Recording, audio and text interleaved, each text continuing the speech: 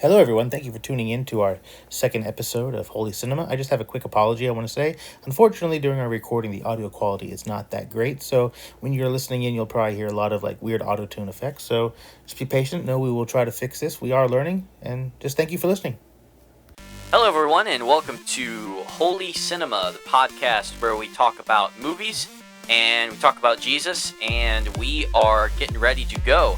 Hello, Grant. How are you today? I'm doing great. Hey, this is our second time doing this. Oh my goodness, we made it to 2? We made it to 2 for some reason. Wow. Some people listened, apparently. I was going to say, thank you so much for all the people who tuned in to our last podcast. We've got about, 7 or 8 likes on YouTube and close to 50 views. So thank you for all the people that listened and gave us positive feedback and negative feedback. We appreciate all of it.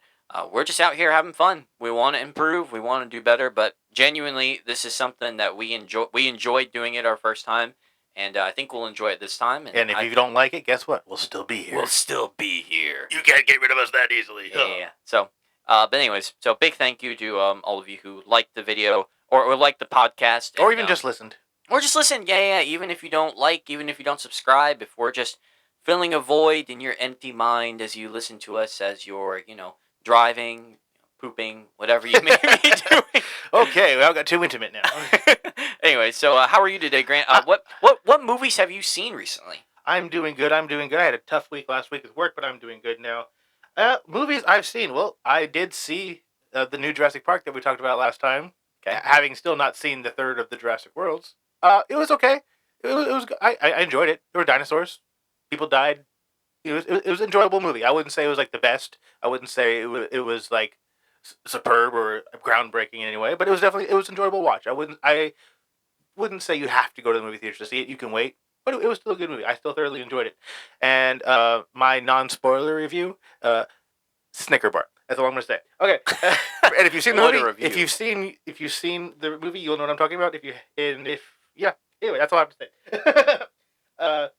As far as other movies, I did see the new Superman and I did see F1. Both were very good movies to watch. I do think F1 is more the movie you want to go see in theaters than Superman. Superman was still very enjoyable. For DC fans, I think they'll thoroughly enjoy it.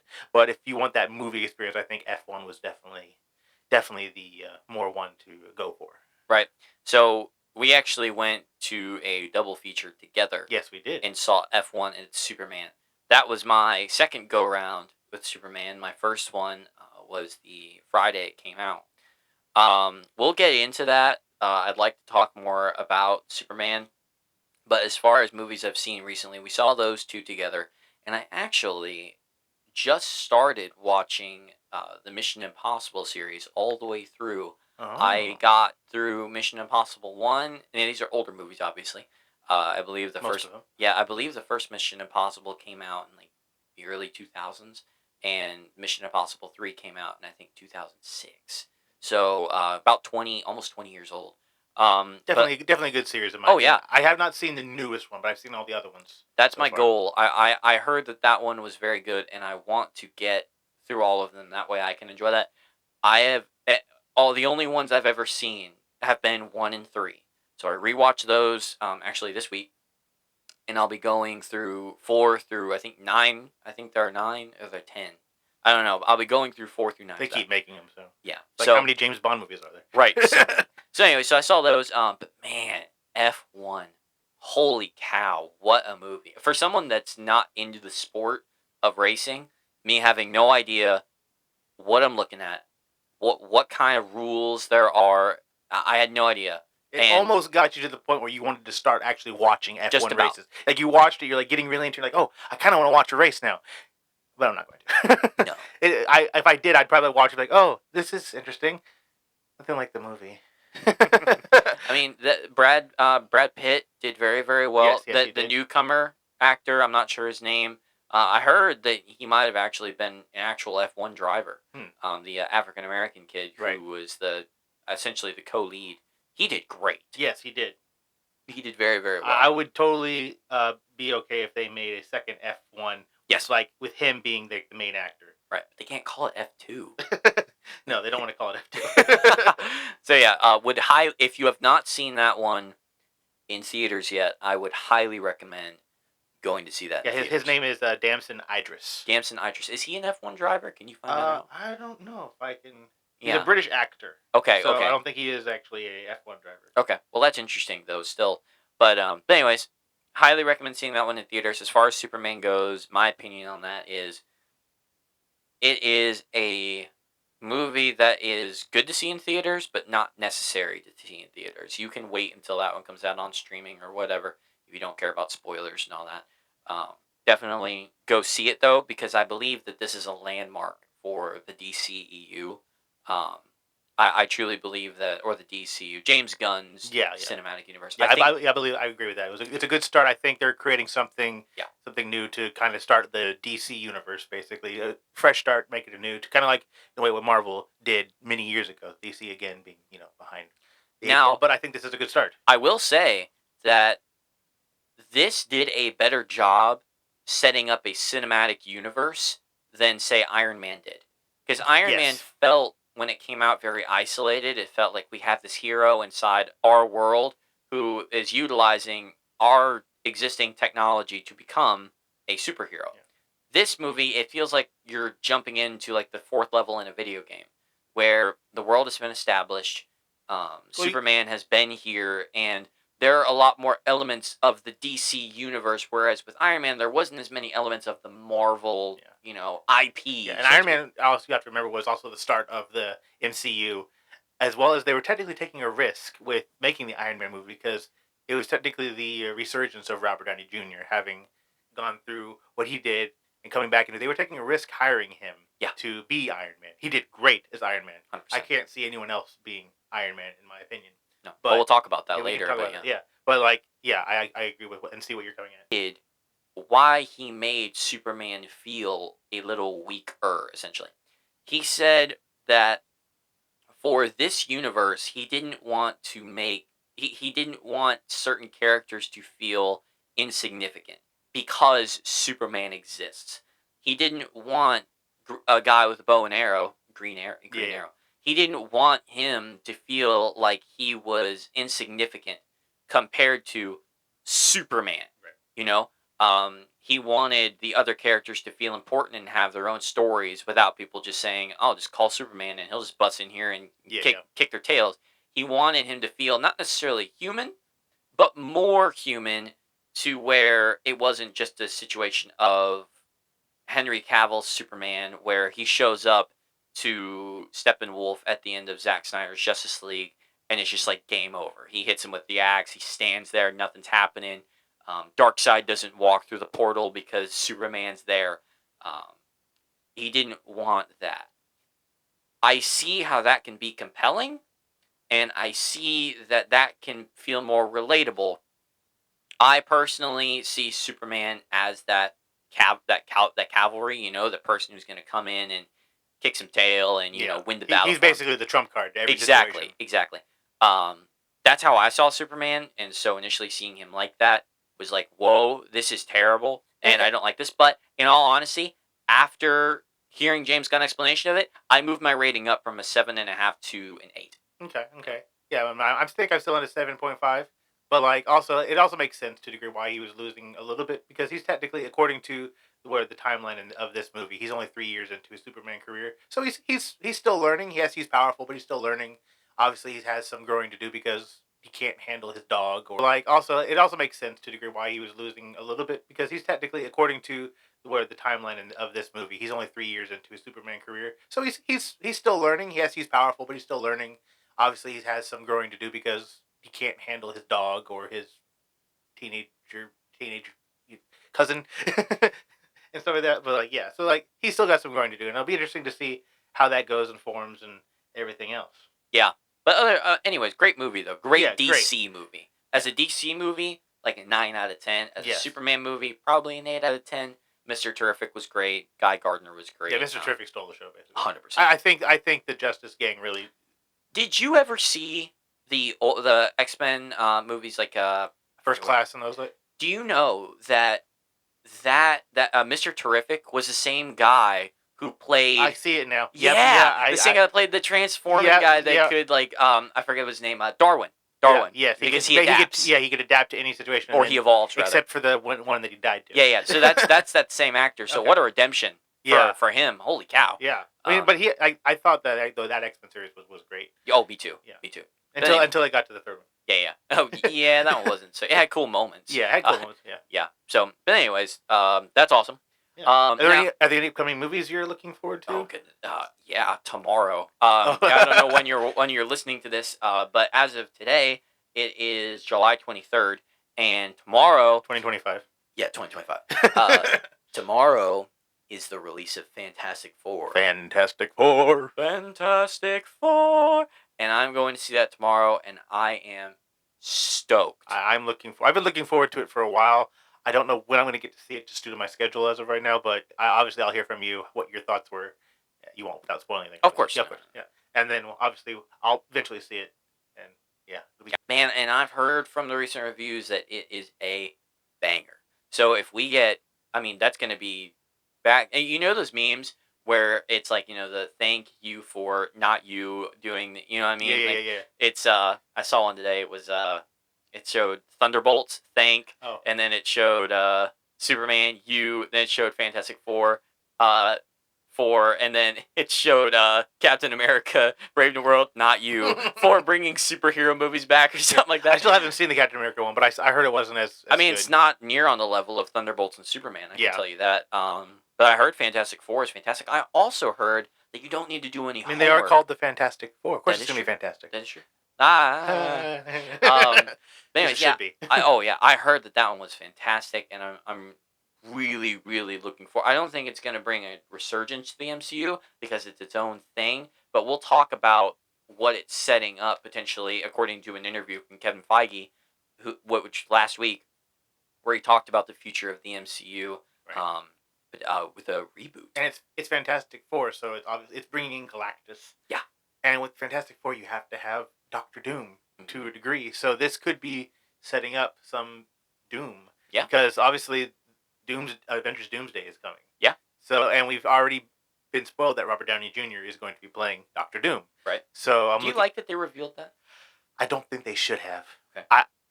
That's one thing against the Marvel MCU thing is that they always. I understand why they do it. They want to get the hype out, but they always spoil what I think could have been a great movie announcement / you don't find out to the movie. Kind of like the whole thing when, going back to Star Wars, where Darth Vader said, "I am your father." Yeah. And that was a mind-blowing thing back then. George Lucas and all the people directing it kept that a secret from everyone because Star Wars was very popular at that time. And they keep announcing these things and showing like Robert Downey Jr. being Doctor Doom. That's really cool. I'm glad. I'm excited for that now. I'm looking forward to that. But how much cooler do you think it could have been, not knowing? We go into the movie, and maybe the whole movie is maybe we're up to the Avenger movie. Maybe we're at the Avenger movie. Doctor Doom has come. The Fantastic Four have introduced him. We're at the Avenger Doomsday movie, and they're fighting. They're fighting Doctor Doom. Everything's happening. Blah blah blah blah. Spider-Man shows up all of a sudden, pulls the mask off to Doctor Doom, looks at him, says, "Tony." Holy cow! And what a moment! And Doctor Doom who's Tony? And completely annihilates Spider-Man with a punch or something like that. Yeah. And just how all inspiring, how mind blowing would that be? The breath would have been sucked out of the room. Yeah, it'd be like the whole snap and people starting disappearing again with Thanos. Marketing has kind of ruined surprises in movies. If we had gotten that with Robert Downey Jr. being Doom, and then we're not finding out until we actually go see the movie. Yeah. Everyone would be talking about it. Everyone would be wanting to go see it. Oh, yeah. I feel it'd be way more powerful to do it that way than all of a sudden, hey, look, all these Dr. Dooms are walking on stage. Hey, look, there's another one. He's removing his mask. Oh, it's Robert Downey Jr. That's crazy. Yes, that's crazy, but as the fish said at the end of Nemo, now what? Yeah, now what? I still have to wait how many more years for this movie? Yeah. So yes, it builds up the hype, but don't want the hype until I go see the movie. I want the hype to hit me in the face at the theater. Yep. That's the magic of the movies. Right. That's what I look forward to. I want to watch a movie, and even if it's in a verse, in a multiverse or some verse that I know of, like Marvel, I want that information to hit me in the face at the theater. Not like, oh, by the way, I've seen this and I've seen that leaked and saw that. And I know it's difficult to keep leaks and everything, especially from nowadays, because leaks are powerful and people make money from it. but I want that not to come until I see the movie. Yeah. I think it'd be so much better that way. The problem that Fantastic Four is going to quickly run into is they do not have as many iconic villains. You mentioned the fact that Fantastic Four as to Doctor Doom, of course. And Galactus. Those are two big ones. That's basically the only two that I'm aware of. The other three, I guess four of their big ones, is a character called Annihilus. There's the Mole Man, who was rumored to be in this in the first place. It might be. I haven't seen it. The Super Skrull, and the Puppet Master. Okay. And Namor, he's kind of anti-hero at this point, but he was one of their big villains as well. They're going to run out of villains quick, using their two big ones. Mm-hmm. Annihilus needs some setup. Super Skrull needs some setup. Puppet Master, they could do in a movie. But they're going to run out of villains quick. I'm interested to see how they're going to pull this off and how the Fantastic Four are going to fit into the MCU. They'll have to do something like what DC did with the Suicide Squad 2, where they brought in the Polka Dot Man. Because, he's a Batman villain that, people know of, and kind of there's also Batman villains like Condiment King and other stuff like that, too. But, the Polka Dot Man, all of a sudden coming in Suicide Squad, you're like, who's this guy? The day that they bring Condiment King into the cinematic universe. He was in the DC Lego movie. All right. So anyways, that's a movie we're looking forward to. Another one that we both actually saw the trailer for at the theater, Nobody 2. See, yes, I had no interest in seeing the Nobody movie, and then I saw the trailer for Nobody 2, and I'm like, oh, he's a family man. Mm-hmm. I'm a family man. That's more relatable. And now he's on vacation, and he's having to deal with all this. Okay, yes, I'm super excited for this. This looks funny. It looks entertaining. Looks action-packed. I want to see this. So now I have to go find the time to see the first one. Oh, yeah. And then see the second one, obviously. It's like, of course, not going to spoil anything. It's like John Wick from Wish. I mean, that's essentially Wish.com. Yeah, that's it. We're not sponsored, by the way. No. It's like John Wick from Wish. Well, that wouldn't be a good thing to say about a sponsor. Our product is the lesser version of this better product. Anyways. Brought to you by Temu. Yeah, right. There you go. Yeah. John Wick and Temu. It's good, and it has action and everything. It's not on the level of John Wick. It's just a different, Yeah. I wouldn't expect... John Wick is professional. Yeah. He's highly trained, which I can't see this guy. He might have skills and everything, but I don't see it being that way. Yeah, no. But yeah, that looks very, very entertaining, very good. I look forward to seeing that. And then the other trailer. Oh wait, no, you didn't. Did you see that? No, because you didn't go see it in IMAX. In IMAX screenings of Superman, they showed a teaser for the Odyssey. I went and saw it in IMAX. I've heard of it, and I'm looking forward to it just because I'm a big Homer Iliad Odyssey fan. Yeah. Also, for those, I'm going to do a quick shout out here. The epic musical, which is the story of the Odyssey, great musical going over with Odysseus and his travels and everything. I do great. So to have the fact that I love that musical now having a movie, I know it's not going to be a musical, but I'm looking forward. It's going to be great. Oh yeah, and the cast. Holy cow! Yes. Tom Holland, directed by Christopher Nolan as well. Are you kidding? Oh yeah, this Hans Zimmer doing the score. Oh, this is shaping up to be like. It better be like a 3-4 hour movie. Oh, I hope so. I hope so. I hope it's Lord of the Rings level. Or do a part 1, part 2 at least. Oh, something. Something. Yeah, something. So that's movies that we're looking forward to. Fantastic. There's other ones too, but we can talk about those later. Yeah. Let's transition. Okay. We kind of briefly talked about Superman, and we talked about the DCU. Let's talk about reboots. Okay. Reboots. Yeah. Let's talk about reboots. What are some reboots that you think worked, other than Superman? I feel like the Superman worked as rebooting the DCU. Yeah, reboots the DCU. Yeah. What are some other reboots that you can think of? Maybe not necessarily that just worked, but in general. Okay. Okay. Well, let's see. I'm a big fan of animated movies. Yeah. And with that, recently they rebooted the How to Train Your Dragon series. Yes. Now, I was first very reluctant to this because, one, animation is very dear to my heart. There's so many things you can do with animation that is very difficult to do in a live action aspect. And with the animation, I find it more magical to me. I can connect very well with animation more than I can sometimes with live action. Hence why I cry on almost every Pixar movie. But anyway. So the How to Train Your Dragon movie came out, and I took my kids to see it because I was like, it's probably the same thing. and it was very good. They did a very good job. It stuck very well to the story. In fact, I think it actually brought out some more lore and information that helped explain some things. Sure. It was very good, and I think if they continue to make live action How to Train Your Dragons, I think it's a solid reboot as long as they don't change what the story that's already there. And I think those who like more live action movies better will thoroughly enjoy this reboot. Even though I feel in a way it's a bit too soon to do a reboot because like the first How to Train Your Dragon movie, I don't remember when it came out, but it doesn't feel like it's old enough for a reboot. It's kind of like how we talked about last week about Jurassic World and now this Jurassic World Rebirth. Yeah. It doesn't feel like there's enough time between it, but I think the How to Train Your Dragon series did a really good job of bringing that reboot in. I still feel it was too early, but I think it was a very good, strong reboot for a live action animation to live action.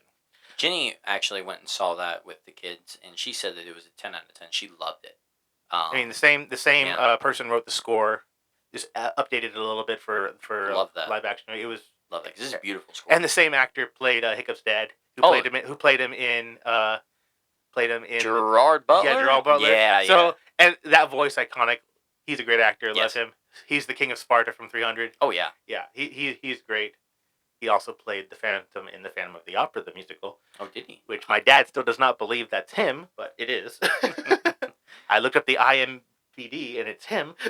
So you have that. Honestly, any Disney movies that were made into live action, some of them work, some of them just don't. I mean, we could talk about Snow White.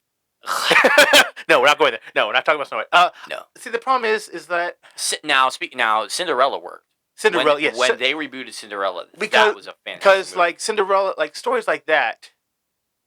Yes, there's obviously the book, but there's so many different adaptations of that story. There's obviously dark, grim tales of Cinderella, like basically where the stepsisters were cutting off their foot to make sure their foot fit into the glass slipper. Right. And there's many different tellings of that story. One of my favorite tellings of Cinderella is called Ever After. Okay. And it comes from a very realistic side, to where even like the fairy godmother is technically Leonardo da Vinci, and he kind of creates the dress for her using his science and his craftsmanship and everything too, which is very, very well done. And I'm a sucker for some love stories occasionally. Sure. That's a very good. And so since there's so many different adaptations of Cinderella, I don't feel it's bad when they keep making another one. If it's made by Disney, now it's live action, that's fine. It's good. I think Beauty and the Beast was also very well done. I didn't see that one. I think that one was very well done. Let's see, what's another one they did? They did Lilo and Stitch. I have not seen that, but I've heard complaints just because at the end of the movie, apparently, Ohana doesn't mean family never gets left behind because the sister leaves for college or something like that. Yeah. And apparently Lilo gives Stitch up to the government or something. And apparently they're making a second one. It got approved to make a second one. Well, they made a buttload of money. It's a very popular character. Everyone loves Stitch. Now, my little Stitch. Everyone loves Stitch. I loved the remake of Jungle Book. I really liked that one. I think that was very well done. Yeah. I like that one a whole now, bunch. My biggest complaint about Disney doing all these remakes of animated movies, my biggest complaint is with Lion King. I didn't see that one. I haven't seen it either. I didn't see that one. But here's my complaint with it. So, the original Lion King was 2D animated, drawn. Every scene, every, flip of the page, everything you see is hand drawn. And it's an animated movie. They're making a live action movie, right? Mm-hmm. Show me the live action in that movie. Where is the live action?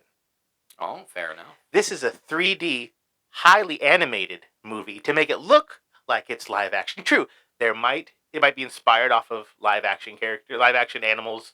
There might be some shots that they filmed on the savannah. The original was inspired by live action I animals know. too. They brought lions into the studio for them to draw. And so the fact that they're saying, we made a live action version of The Lion King. You should come watch it. I'm Mickey Mouse. Good job. But I'm like, no, this is still an animated movie. You just 3D animated it. It's right. the same movie. It's just an updated. It's still animated. You can't say this is live. You can't say this is live action when the animals are talking. They look real. They're animated. This is 3D animated. That was my biggest complaint. That's why I still have never seen it. Wait. You're telling me that the lions in that movie weren't speaking to each other and they weren't singing Listen, songs. science has gone really far. Oh We're my- not that good yet. This is crazy. This is a no. You're absolutely We're not right. pulling Balaam and the donkey from the Bible here, okay? Oh, now we're pulling Judah and the talking lion, okay? You're absolutely right. You're 100%. That's my correct. biggest complaint with Lion King. I still haven't seen it. I'm sure it's good. I've heard there's complaints with like the animation of their eyes and stuff like that. They didn't look very alive. Which with the Mufasa one, which I haven't seen either, I've seen better reviews of that for the animation for their faces. Their eyes are more expressive. Where in the Right. first one they look more dead because it's a 3D animated movie. Or if they filmed actual lions, Sure. they didn't change their eyes. Yeah. Which I doubt they filmed actual lions. Oh, wait.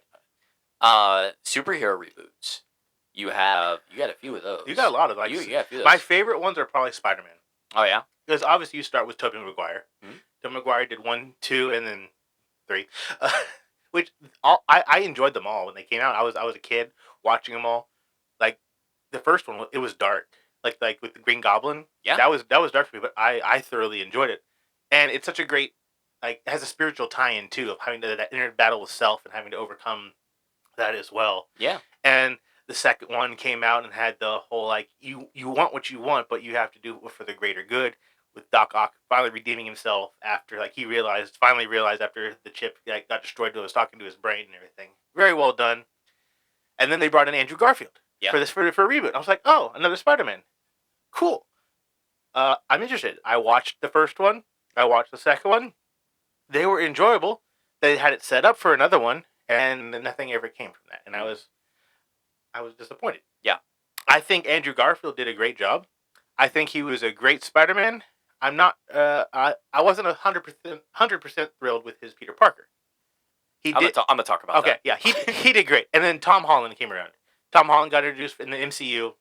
I love Tom Holland. Everything that I've seen Tom Holland in, I think he's done a fantastic job. He is a great Spider-Man. He is a great Peter Parker.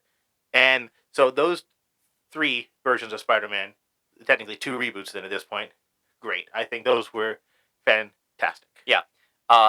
Spider-Man is, if you continue listening to our podcast in the future, I will talk a lot about Spider-Man. Spider-Man is my favorite hero, my favorite character. I love Spider-Man. Grew up with Spider-Man. I grew up with the Tobey Maguire movies. Watched those on repeat. Second one is amazing. The first one's great. Third one has moments of. It's been so long since I need to rewatch them. Too. Oh yeah, I watched those within the last year. But the third one's okay. It has moments, but you're absolutely correct. How I see it is Tobey Maguire was the one. If he's pretty close, I think, to the best Peter Parker. He was not a very good Spider-Man. He wasn't very quippy. He wasn't very athletic enough. I don't think he just but he was good, and he was very serviceable at the time because we hadn't seen anything like that yet. And he did a great job. Such a good job. Iconic character. Cannot be replaced. Andrew Garfield came along and excelled in the Spider-Man category. Excelled. Quippy, athletic, fun, great villains. Terrible Peter Parker. He was too cool to be Peter Parker. Peter Parker's supposed to be a dork. And this guy is playing basketball, throwing dunks down. You know what I mean? Like, it's not Peter Parker. Great villains though. Both those Spider-Man had great villains. Yeah, I think every Spider-Man movie has had great villains, except for my only complaint would be with the Tobey Maguire's version of Venom. Yeah, no, that was. I think everything else coming from the Spider-Mans so far have been good for villains. And then Tom Holland just married Peter Parker and Spider-Man perfectly. And brought that character to life in a way that we had not seen before. From Civil War to Homecoming to then No Way Home and then Far From Home and then No Way Home. Yeah. What a perfect portrayal of Spider-Man. Oh my goodness. Incredible. That is how you do a reboot or how you do reboots. You improve until you get to this masterful product and you don't do anything else. yeah. So Tobey Maguire, great Peter Parker. Yep. Okay, Spider-Man. Okay, Spider-Man. Andrew Garfield, great Spider-Man. Okay, Peter Parker. Yeah. Maybe a little worse for where Peter Parker. Yeah. But then Tom Holland, great Peter Parker, great Spider-Man. Yeah. Who had the best villains? Do you think? Which Spider-Man had the best villains? As far as best, that's hard because I like all the villains. Like Green Goblin. I don't think anyone else could play a better Green Goblin than Defoe. Great. I Fantastic. just thought you said the foe. No, Defoe. I would have known who you were talking about. William Defoe. Sorry, I forgot his first name for a second. Yeah, Willem. Willem Defoe. Yeah. Okay, not Wille. Okay, sorry. I'm sorry if you're listening, Willem. So, yes, Willem Defoe. Great. I don't think I could see anyone else playing a Green Goblin. Yeah. Like him. Doc Ock. I think the casting for Doc Ock and Tobey Maguire's Spider-Man was great. Yes. I think there are potentials for different Doc Ocks. Oh yeah, but Alfred Molina killed it. Oh, he killed it in what he had. Venom movies. I don't know if I would keep him as the. I think we need a new Venom for the MCU. Yeah. And I want to see. I want to see Tom Holland and I want to see the Spider-Man Venom. I want to see some kind of Secret Wars is coming. Anything could happen in Secret Wars. Yeah. Well, Secret Wars was the origin of the Black Spider-Man suit. True. That was where it came, and so I think it is inevitable. It is inevitable.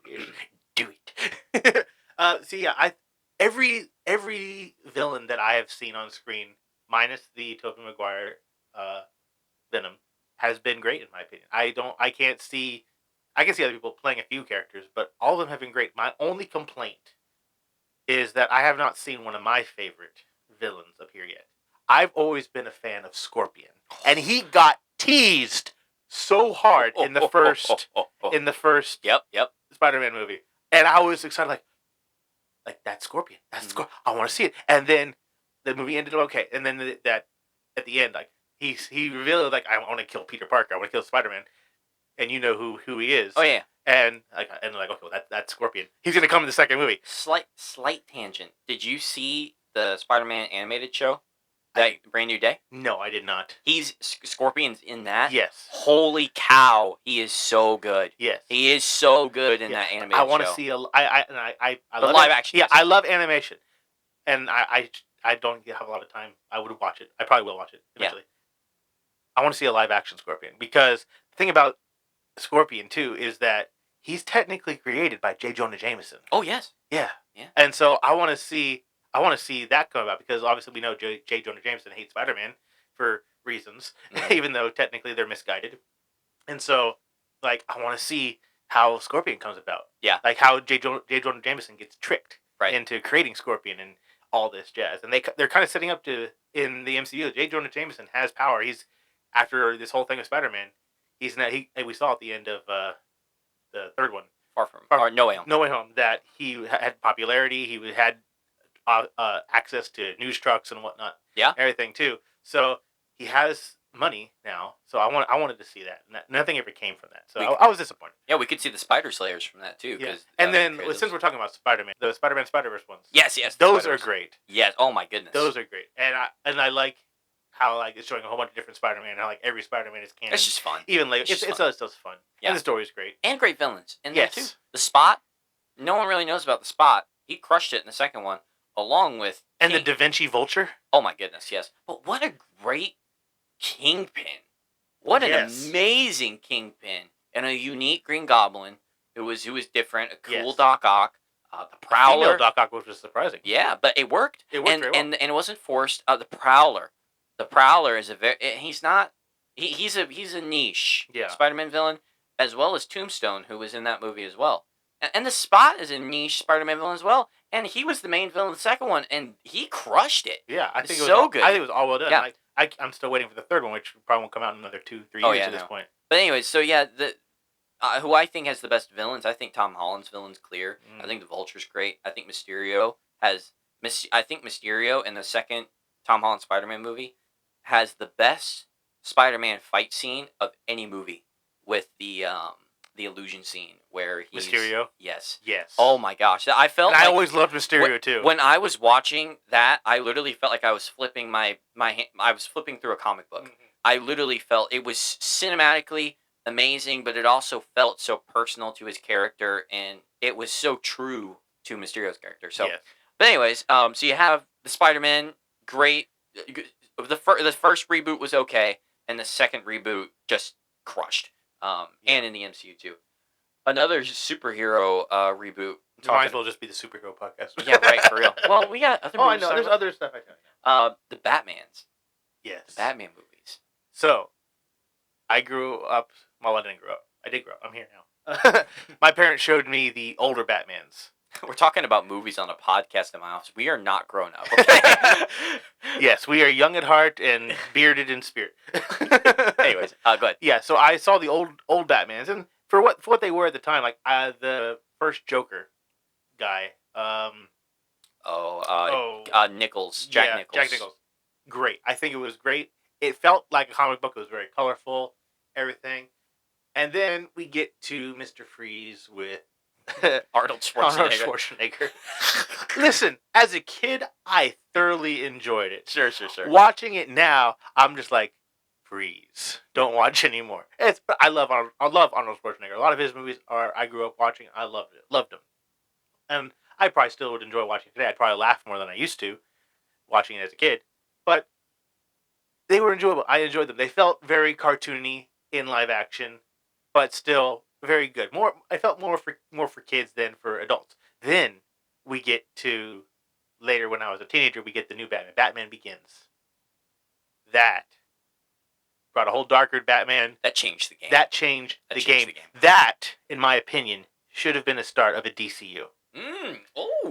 If we had started a DCU with that would have been fantastic. And then Heath Ledger's Joker. Oh my goodness. In the second Batman Returns, or was it? Dark Knight. Dark Knight, that's right. Dark Knight. Oh, come on, man. Yeah, it's been a while, okay? I'm sorry. I need to study more before I come on these podcasts.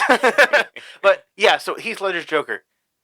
And he was fantastic. Fantastic Joker. Best Joker we've had by far. He was evil. He was weirdly funny in some ways. He was maniacal. Arguably the best villain in cinema. Arguably the best villain in cinema. You didn't feel like you had to relate to him. You just knew that he was bad and he was good at it. Yep. He was good at it. And it's so sad that Heath Ledger died. Yeah, we lost him. We lost him too soon for him to come into the third one of the Batman movies when we got Bane instead, which Bane is fine. Bane was good. I thought Bane was really good. He was good. The movie itself was a little bit lackluster. My only complaint is that the movie was a Batman, A Tale of Two Cities. Yeah. It was still good, but you couldn't get past that. Yeah, I think they tried to go a little bit too big with it. But speaking of too big with it, they did not go big enough with Bane.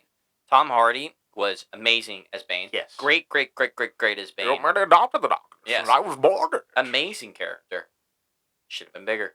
Yeah. Bane is massive. He's genetic, and I get they were trying to keep it. Yeah, and they did Bane correctly, I think, size wise in the Arnold Schwarzenegger Batman. Yeah. I think that Christopher Nolan just didn't want to use CGI, which I respect. Yes. I respect that. But at the same time, for that character, if you're going to do Bane, he should have been more juggernauty. Yeah. Like a bit bigger. Yeah. So I think it was still great. Mm-hmm. But yeah. So you had those three movies, and then you have, before, I haven't seen the ones with Michael Keaton, but I know they're classics, and I know that the new ones are much better. Dark Knight, Batman Begins, and Dark Knight Rises. Some of my favorite movies of all time. And then we have the Batman, which was a recent reboot from Robert Pattinson, that's not going to be the DCU's Batman. Yeah. That was confirmed. Yeah.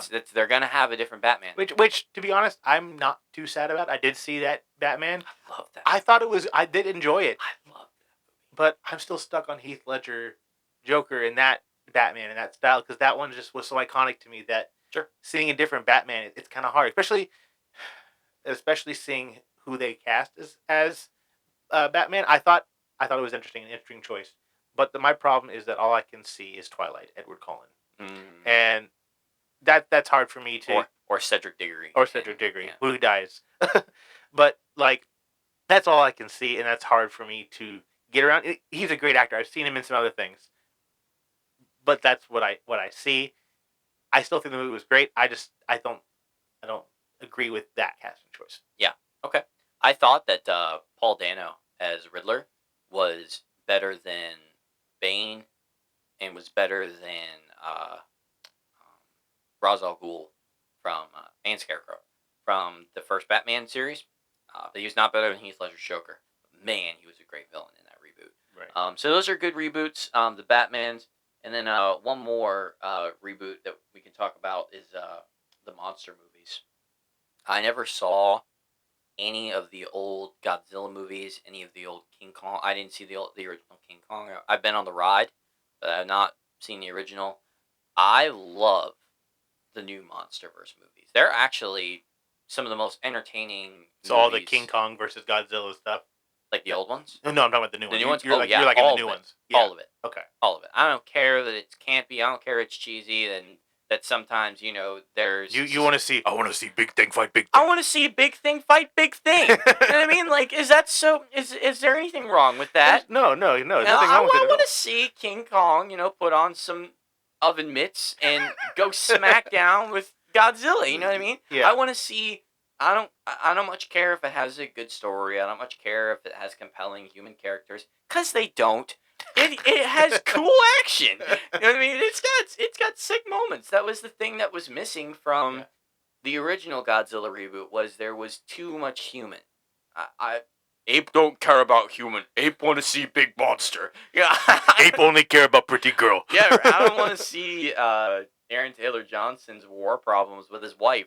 I want to see Godzilla using fire breath on a Muto, You're talking about the Godzilla -1 for that one? No, the original one. The Godzilla -1 was amazing. Yes, that one was fantastic. Oh, it was so good. Did you watch it in English or did you watch it in the... I have it on Blu-ray. I watched it in Japanese. That's how I did it, too. I see, with foreign movies, I love watching them in the original dialect with English subtitles. The score for that movie was really good, Yes, too. it was really good. Because, I feel like it loses something when you change it from whatever the original dialect was to English. Oh, yeah. Because you lose the original inflections and stuff like that, and the power behind the original acting. Mm-hmm.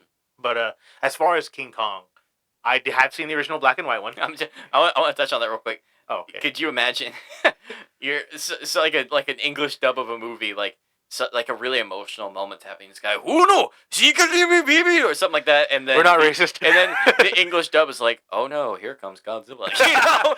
What's the day? Godzilla! Oh no, here comes Godzilla. That's right, they're dropping the bomb. Oh no, here comes the bomb. You know what I mean? Yeah. I totally get it. It's important to watch. Well, also if you watch intended to be watched. If you watch a lot of those old Godzilla movies too, you see the character's mouth moving, and the English is so off from how it is.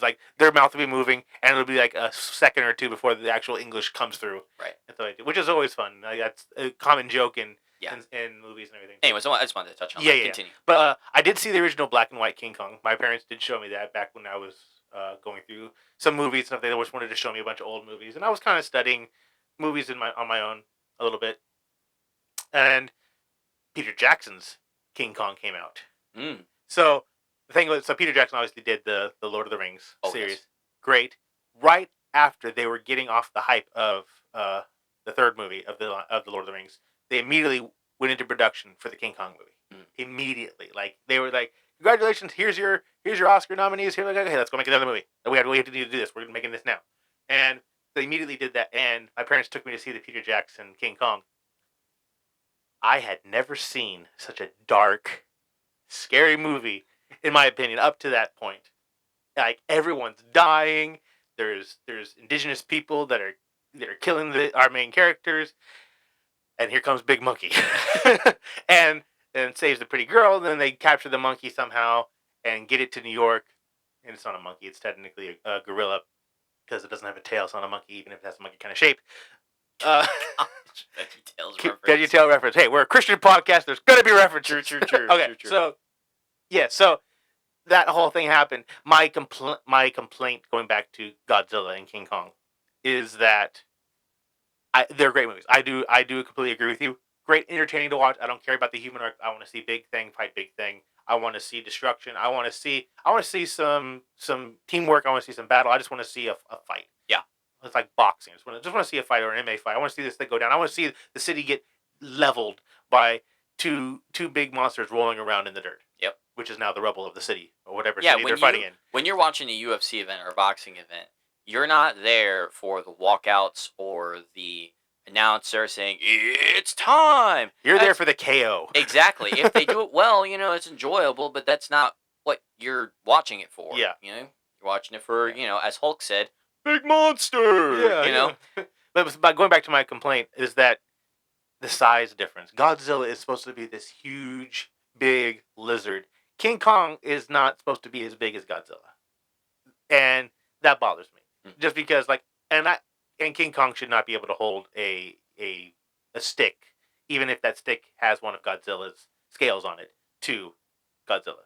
There should be, yes, they can team up, but Godzilla still needs to be Godzilla, Sure. not his name is Godzilla, but Yeah, I get what you're saying. he Okay. still needs to be the wreck house. He needs to be the powerful one. King Kong should not be able to hold a stick to him. Right, but overall, I feel like Overall, they're great. Those are good reboots. Yes. That they've done well, and I don't think. And I have seen all the standalone Godzilla, the new standalone Godzilla ones too. I Yes. think they were all great. Yeah. As well, very entertaining. Yes, the human aspect does get away from like the fact that they're the monsters, but at the same time, it does. I feel like you need that just so you can connect more to like the terror that's happening from the human perspective. Hey, the city's getting destroyed, and we're surviving it.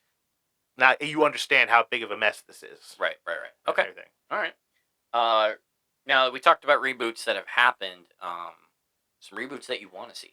Okay, reboots that I want to see. So obviously, there's a lot of movies that we love and I love. I don't. Okay, I think Indiana Jones is done. I don't think they should make any more Indiana Jones, except if they. But I would like to see another one. Mhm. I think if it's done well. Were there books for Indiana Jones, or was that an original concept? I do not know, to be honest. I don't know if there were books or not. I do not know. That's a good question. Find out. Yeah. Find out. But there was a TV series basically of young Indiana Jones, which I've seen a few episodes of that. That was very entertaining, very good. If you want more Indiana Jones, I would suggest watching those because George Lucas did oversee those as well. Indiana Jones was not directly based on a single book. Okay, there we go. There you go. So yeah, the fourth one was not that good. I think they should do an Indiana Jones with casting someone else as Indiana Jones. Okay. I truly think if they want to reboot that, someone else needs to be Indiana Jones. If Harrison Ford's in it, maybe he's the one telling the story. Maybe he's finally retiring and everything from working at the university, and someone comes in and is like, and goes through his stuff like, hey, we have that's a story, and he tells the story, and then it goes off to some other actor playing Indiana Jones. Yeah. I think that could be done very well. But as far as something that we haven't heard anything from in a long time, I think personally I would like to see a new Back to the Future. Okay. Back to the Futures 1, 2, and 3.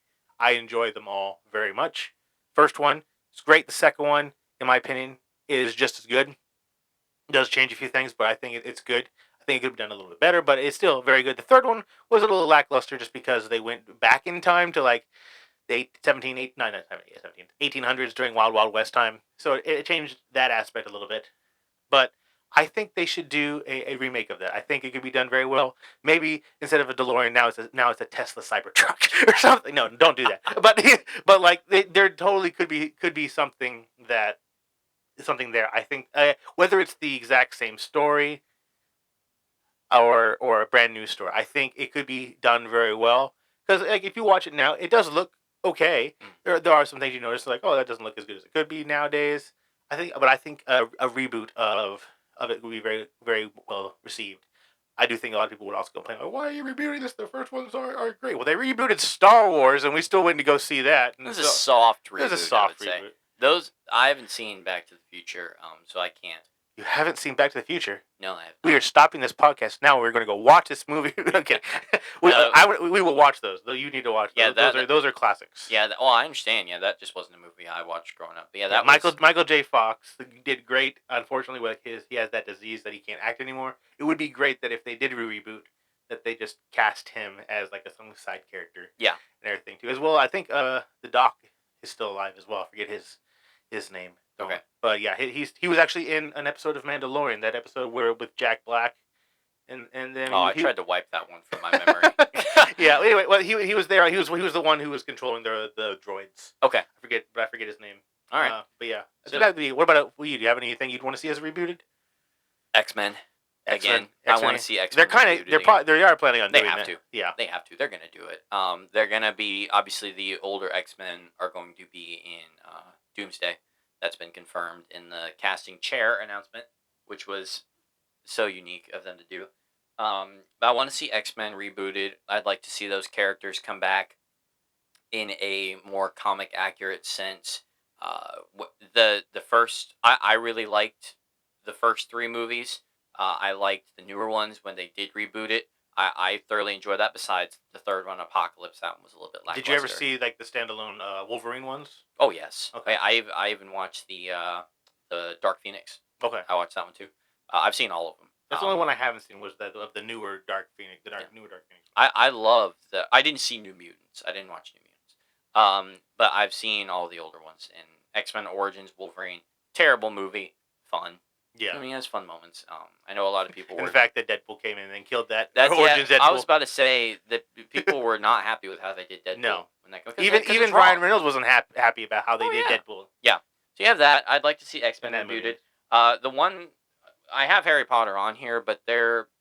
it's coming rebooting. back. It's coming back in a show. I don't. So. It doesn't seem like it's been long enough. Going back to like our first episode, like last week, 2 weeks ago now, episode is that it doesn't. It's too soon. Yeah. It doesn't need it. Right. It doesn't need it. So you have that. Not yet. Give it another 20. Wait till the people who grew up going to see those movies are like.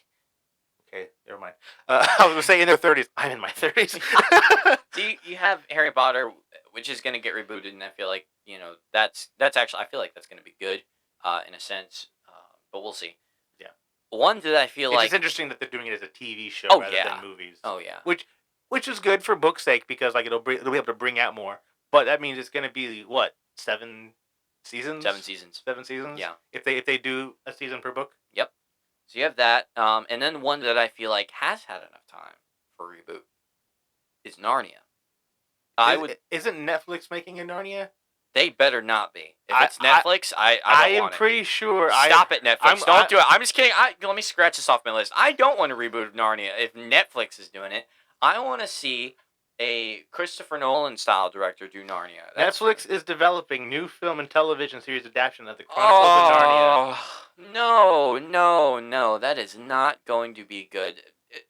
Who was the C.S. Lewis? C.S. Lewis was the author of those books, and Netflix is gonna no. Yeah, and I've already heard some things that might not be good about it. Supposedly, they're casting a woman to play Aslan. Oh, I saw that. Yes.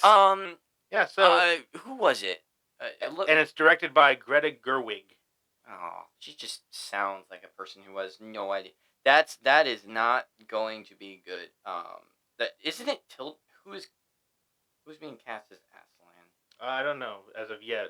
Only thing I'm seeing. Meryl Streep. Yeah, Meryl Streep. That's what it says right now. Yep. Oh, no. Never mind. Yeah. I don't want that rebooted. If it was being done in a respectful way to not only the Christian faith that it's based off of, yes, but also the books and the original movies, if it adheres to that, awesome.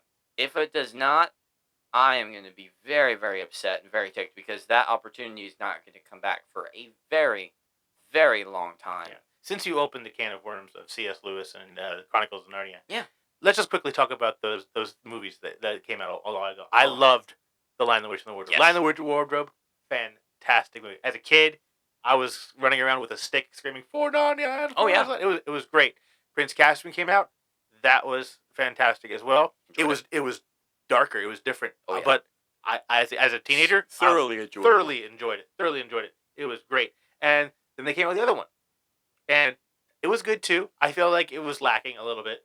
It was still enjoyable. I still thoroughly enjoyed it, especially still being hooked on Lord of the Rings and everything, and seeing this fantasy world come in. But they stopped making them. They stopped making them at that point. And there's 7 books. They could have easily made 7 movies. 100%. And 2 of my favorite ones are the ones they didn't make. They didn't make The Horse and His Boy. That one is one of my favorites. Technically, that takes place in between The Lion, the Witch, and the Wardrobe and Prince Caspian, while all the characters are still king and queen of Narnia. Yeah. Still takes place in that. And then The Silver Chair. Oh, yes. That one is also my favorite. I wanted them to make The Silver Chair, but they never did. Right. They never did. And so the fact that I heard Netflix is going to be making this, I was like, when I first heard about it, I was like, okay, that's interesting.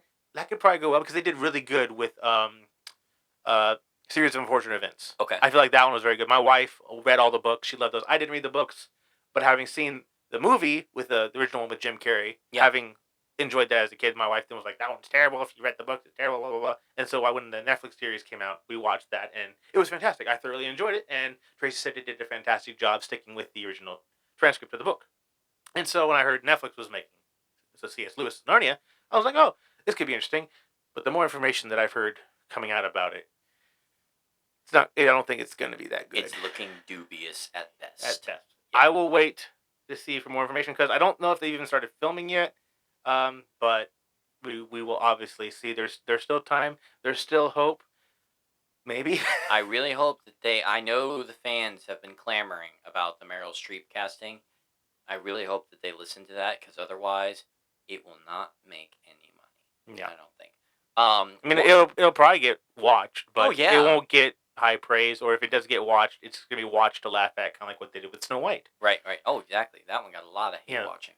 Another interesting one that I would, because I know that George R.R. Martin is finishing these books in this series, The Song of Ice and Fire. Game of Thrones, which he's been working on forever. Oh yeah, the Game of Thrones would be an interesting one to see redone, and I feel like that's going to happen. I don't think they have to redo. I don't think they have to redo the whole series. They just need to redo that last season. Yes, or maybe the last parts two. Of season 7. Maybe the last two. I haven't seen it all the way through. You have. There were so many cool storylines that they just abandoned. Yeah. And like the thing about the Game of Thrones series, like you have seen it. I haven't seen it. Oh, I haven't seen it all. I've only seen the first season and maybe like episode or 2 of the second season. Is that it's totally up my alley. It's that fantasy world. It's medieval. It has swords. It has dragons. It has mythical creatures and all this stuff happening. Zombies, technically. Mm-hmm. But my problem is that it's not the problem. It's that it's done by HBO. The problem is that I've read the first book, and reading the first book and then watching the first season, it's basically back to back. It's exactly what you're reading is exactly almost what you're seeing, except what you're seeing is that they're showing everything that's happening in the background and throwing you more details that you don't need, that the book does not have. Right. And I don't need to see that. Like, I already struggled enough with Temptation and some other things like too. And it's not that I don't want to see it, but I don't need to see it. There's ways to show that with being tasteful and saying, hey, this is the situation that's happening, but you don't have to see it. But I understand it's HBO. Well, that's one of the things they're known for. But the explicit content is not necessary. It's not, and it also limits your audience severely. Yes. I mean, that was one of the things. But it also attracts an audience as well. That is true, according to HBO. That's unfortunate, but because you're correct. Yeah. That's one of the things that Lord of the Rings did so well is they were able to communicate that people were in a relationship without going too far to make people uncomfortable. And that's one thing that the MCU has done fairly well is, tell but not show, essentially. Yeah. Like, if you show, it has to be part of the story to such a point where it affects the story. Mm-hmm. To, like, I would say the only part that... Or just don't have it part of the story at all. Exactly. Well, yeah, that true. But, like, I would say the only one that I would find acceptable in the first season, so that's the one I watched, is the fact that... forget their names because the brother and sister, Jamie and Cersei Lannister. Yeah. Is that they are having a physical relationship? Yeah, and I feel like that was necessary to show in a way because that's a major plot of the whole story. The whole story. The whole story of the series of Game of Thrones is thrown into for those that haven't seen it. I'll provide a little bit of context. The whole story of Game of Thrones is perpetuated by this one event where Ned Stark's son walks in on Cersei Lannister and Jaime Lannister, who are brother and sister, are engaging in physical relations. In that scene, you don't really see anything, which I feel is how they should have kept it. Yeah. Because they show enough till you get what's happening. Yeah, because in the future, then they show too much later in the series. And anyways, you notice that they have the same last name. They're not married; they're siblings, and that's a big no-no, obviously. And when it comes to major plot points later into the whole series. So that's why that was a good. You're absolutely right. That's one where it's kind of like, okay, well, that was important. But the fact when they go to the brothels and other things else, and they're showing like what, that doesn't add anything. Yes, I know they're at a brothel. You told me they're at a brothel. Why do I have to see that they're at a brothel? Right. Maybe HBO should do what they did, or what Disney Plus did with Deadpool, and release a PG-13 version I would love of the that. series. I would my love gosh. Tracy and my wife, we would probably watch that. Yeah, that would be fantastic. That would be really, really good. So that's one that I could see being redone in the future. I know you said just do seasons 7 and 8. I don't think they'll do that. Yeah. I think they'll just maybe even start a movie trilogy. I'd be I'd be in for that Yeah. as if they're rated PG-13. And unfortunately, now they've kind of put themselves in a corner where it might have to be rated R, or else their already watched dedicated audience is going to be clamoring, be like, "Oh, Game of Thrones got See, soft." like the thing about R-rated, like I don't mind R-rated movies as long as you're rated R for violence and language. Exactly. I don't want to see anything. Yes, else. and I understand language can be temptation and difficult for other believers and whatnot, and violence maybe too, because like technically what you see and what you think and put on your heart. So, anyways, we talked a lot about reboots and everything. I want to do a spiritual tie-in here at the end. Whenever we, if you're a Bible believing Christian, whenever we have the opportunity to get saved, and whenever we make the choice to become a new creation, 2 Corinthians 5:17, this is the NKJV, says, "Therefore, if anyone is in Christ, he is a new creation. The old things have passed away. Behold, all things have become new." That's the reboot. That's our reboot. That's in Christ. our reboot. Yes, we are our former selves that have passed away is the Tobey Maguire Spider-Man, and the Andrew Garfield Spider-Man. Yeah. Well, that's our growth in faith, you know. Exactly. And then now we're Tom Holland. Right. We want to be Tom. We want to be the new creation, because that's what God has for us. He says, if anyone is in Christ, he is a new creation. That's a present tense verbiage. It's not saying you are eventually going to be a new creation through works and good deeds and such. It says, if anyone is in Christ, he is a new creation. Old things have passed away. That's a statement of a fact. Again, not a thing that's going to happen. Old things have passed away. Behold, all things have become new. This is your opportunity for a redo. God gives you this opportunity for a redo. And what you do with that opportunity is up to you. Whether you're going to choose to succumb to temptations in your walk with Christ, or if you want to make the choice to not give in to temptation. Yeah, because you're a new creation. You do not have to choose that way of life anymore. Right. You are set free from the bondage of sin. Mm-hmm. Once you accept the blood of Jesus Christ as your Lord and Savior, that is the true reboot of your life. Like, that is the point where you're not supposed to look back. Hey, look at that old Spider-Man. Look at that old Tobey Maguire. Yes, it might have been okay. Mm-hmm. It might have been enjoyable, but it's not going to be as good as what you can have right here, right now. Absolutely. So make that choice to die to your old self every day. Whenever you're feeling tempted, or you're feeling down, and you're feeling, like, I understand, like, whenever we're in sin, we can feel defeated. Even as believers, we can feel like giving up, and we can just say, you know what, I don't have anything left. This sin is taking over. I'm just going to succumb to it, and it is what it is. Yeah, it's never easy either. No, don't rely on yourself. No. You are not the superhero. Right. Jesus is my superhero. Jesus is the superhero. God is here with you. God doesn't just... The Holy Spirit. Right. The Holy Spirit is literally inside you right now if you are a Bible-believing Christian. And he's there to help renew your faith, and he's there to help you through this walk with Christ. So make the choice to rely on him and just truly just give in to what he has for you. And I'll tell you, if you're for some reason listening to this podcast and you're not a true Bible-believing Christian, you've not been born again, you have not experienced this reboot in your life, man, God has given you this opportunity, and he sent his son to die for you. And you need to make this choice today to give yourself this opportunity for a reboot, to come and truly know God as your holy friend, but also your Father, adopted into his family. And if you do accept, you need to find other believers too that you can grow and connect with. Find a local church, find a group of believers that you can meet with, talk with, and maybe start attending church as well. Like, it's a good start. It's nothing else. You need to start one foot in front of the other. You have to start somewhere. Absolutely. So, but anyways, this has been a great discussion. Great. I'm glad we rebooted our podcast. Yes. For a second episode. Yes, second episode. So thank you all for listening. Thank you for all those that choose to like the video and subscribe. And we will be here in 2 weeks, Lord willing. So if you want to subscribe to the channel, then turn on notifications that we get notified whenever that goes live. Feel free. But other than that, once again, thank you for listening.